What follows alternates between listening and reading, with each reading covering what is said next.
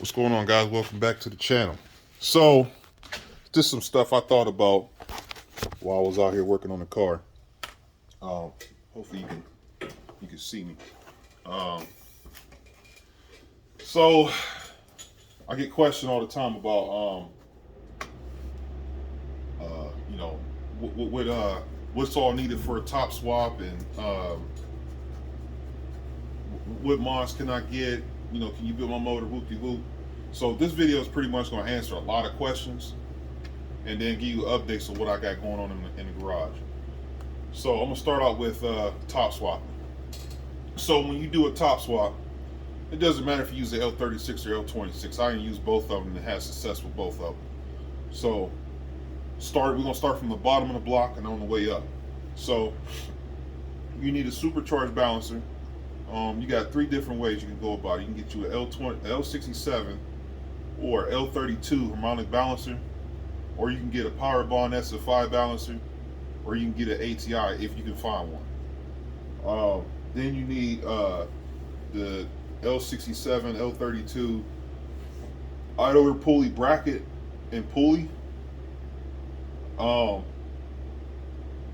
If you decide to go 8 rib on the supercharger belt, then I recommend getting a Power Bond or ATI and then get the 8 rib pulley set up.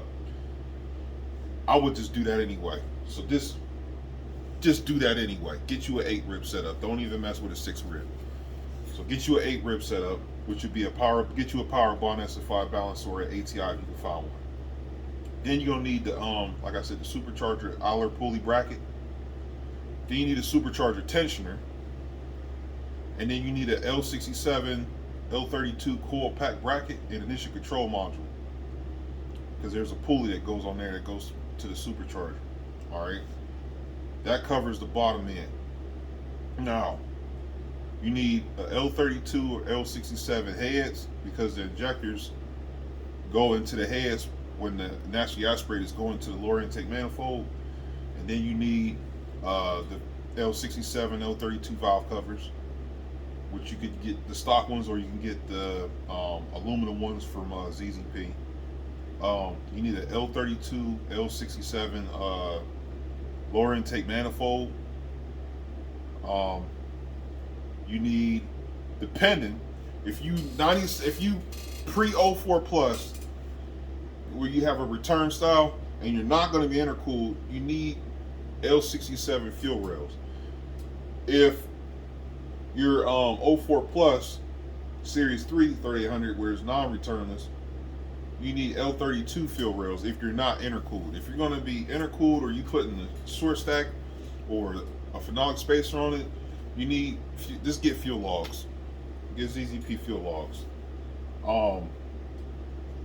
Then you need, if you were series 3 drive-by wire, get you a Gen 5, and the throttle body off of L26 will bolt right up to the Gen 5.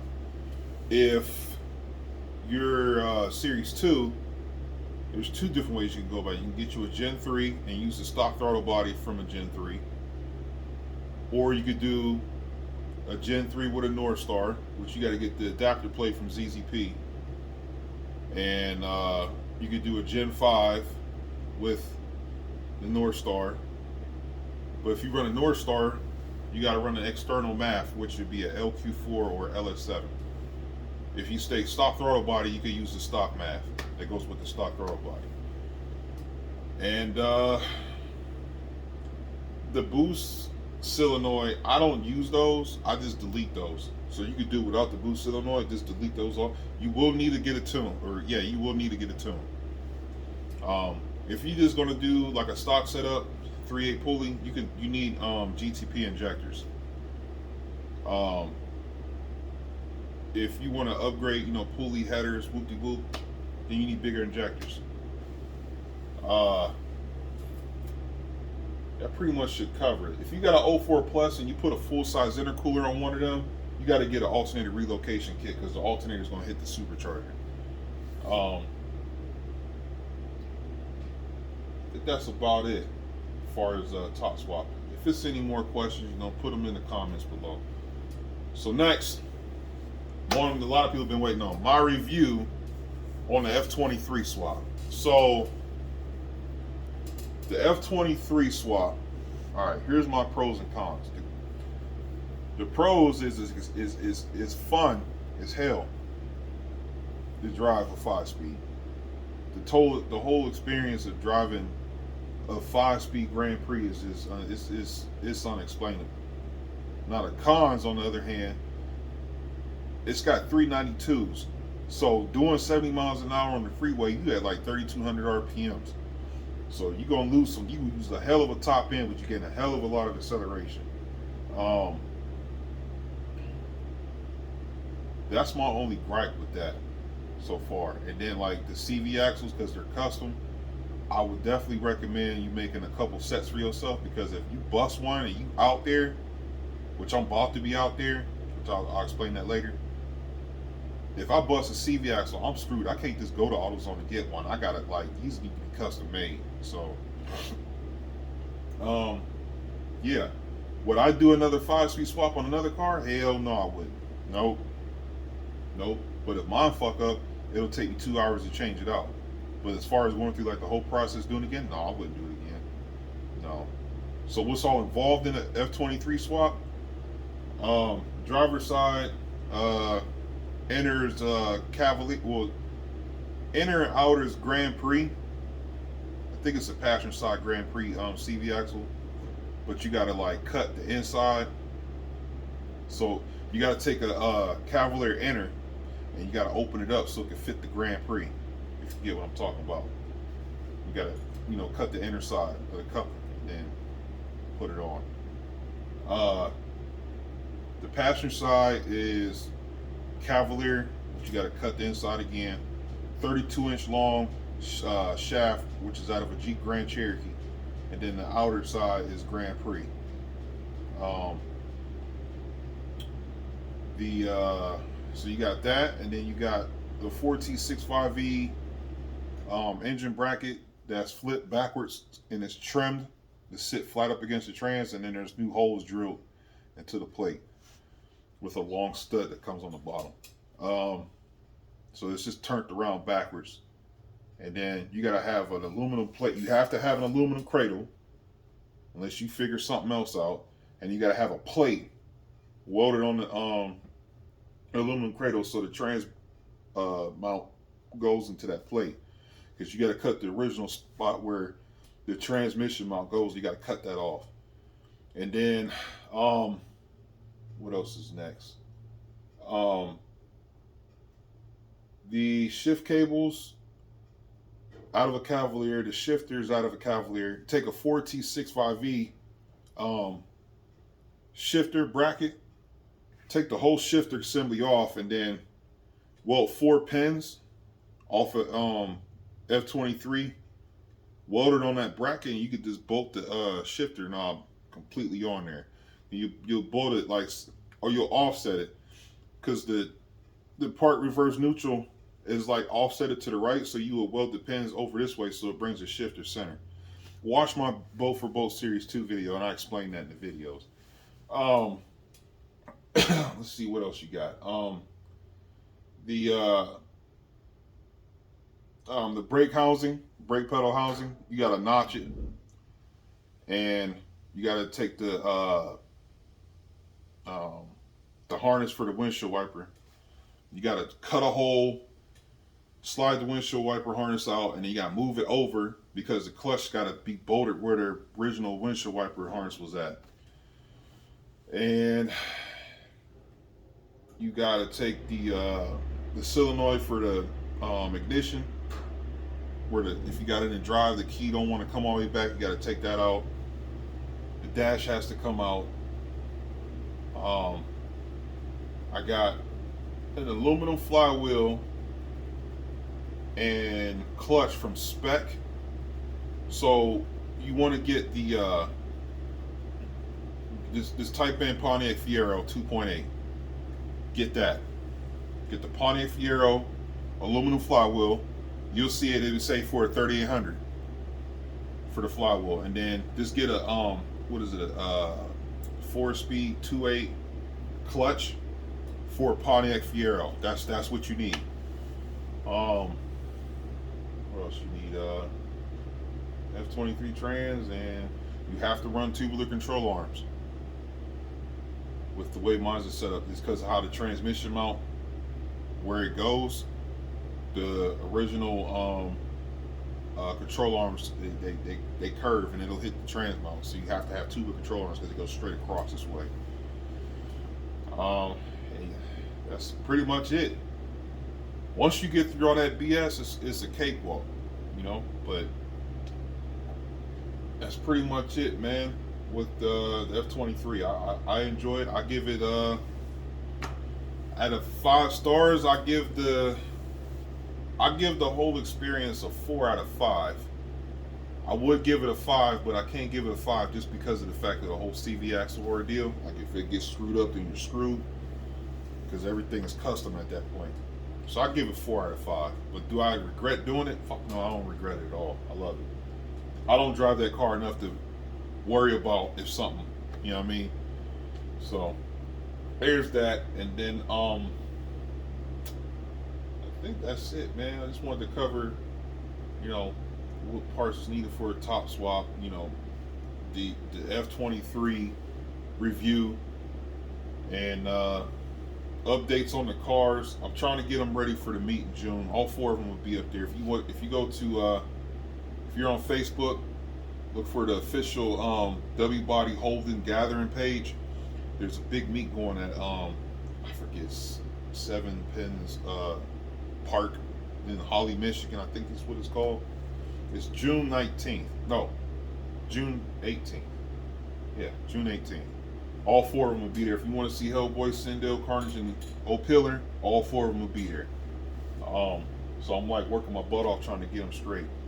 So the updates on the cars. Hellboy is in the middle of this. I'm just driving the shit out of it, trying to break the clutch in, and getting it dialed in. Problems. I did come up with some problems. Out of everything I did to that car, the only problem I had, where I need to address, is the driver's side hub bearing is bad, which I got that, and the driver's side CV axle boot ripped. No big deal. I got a new boot for it. I'm gonna get that fixed. So out of everything I did to that car, that's the only thing that happened. That's not a bad deal. That's not bad at all. So we don't hide no faults around here. If there's something go wrong, I'm telling you. So that's the only problem I got going on with Hellboy. And I'm addressing that on Monday. I'm gonna have a new spacer. I just threw the car back together, man, and just because the spacers ain't even done yet, I just threw it back together to put some miles on it. But Monday, we're putting the spacers on, the new hub bearing assembly, and the new modular hub system is going on Monday. And then let's see, O'Pillar needs a new gas pedal. The last scan I did,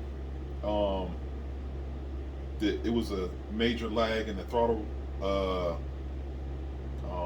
percentage, so it wasn't going into power enrichment like it should be. You'll see it because I recorded a video of me driving it and doing a pull. First pull went to like AFR was like 16, then the second pull went to 10. I'm like, man, so I just quit driving until I got the gas. I got the new gas pedal, so I got to put that in. Now, Carnage got everything done. I just need to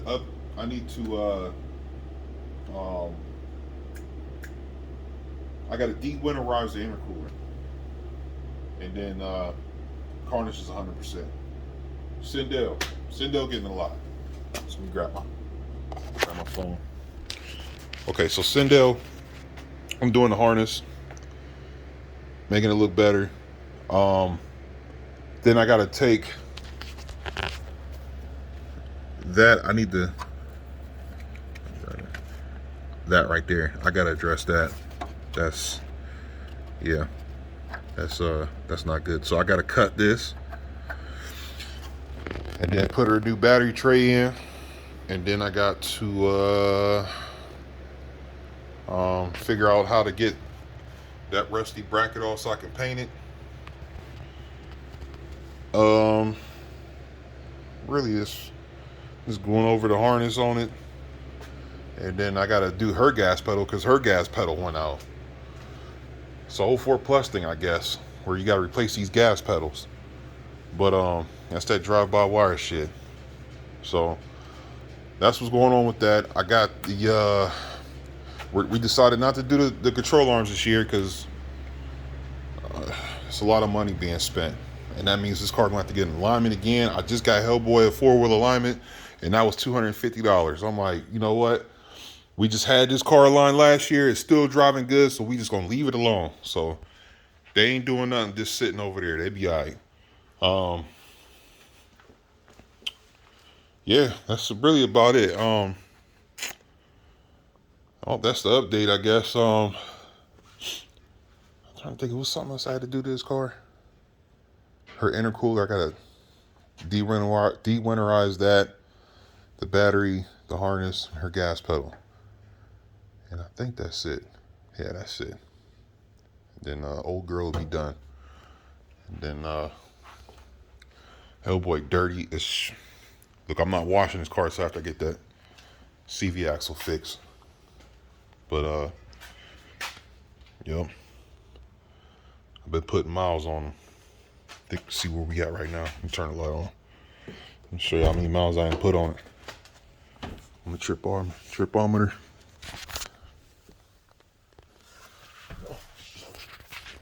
See, we at put 162 miles on it. That's the bill. We got 162. All right. Well, I'm gonna end it right here. That's what's going on. I hope that helped the questions I've been getting about what's all needed for a top swap, and I'm sure it was something. Oh, when you asked me about what parts should I get for my motor, I want you to build my motor. What parts should I get? Make me a list. I can't make you a list when I don't know what your budget is. That's key. How much you trying to spend? How much power you trying to put out?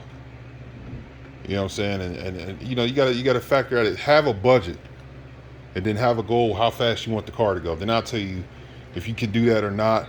And then yeah, just take that in consideration. So I'm gonna end it right here. Catch you guys on the next one.